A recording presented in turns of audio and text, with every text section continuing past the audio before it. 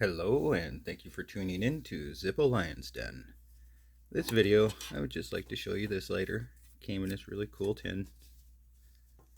I got it off of eBay. Reason I got it is because it has the name Terry on it.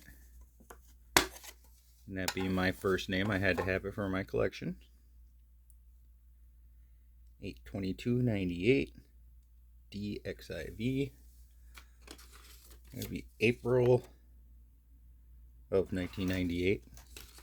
So the date matches the date on the engraving. It was never used. Has a matching insert, date-wise. Also April of 1998.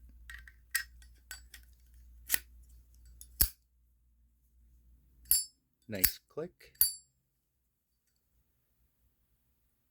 Great hinge. And like I said, it says Terry, so I had to add it to my Terry collection. And that's about it for this video. So, hope you enjoy it. Hit the like button, subscribe, and have a great day.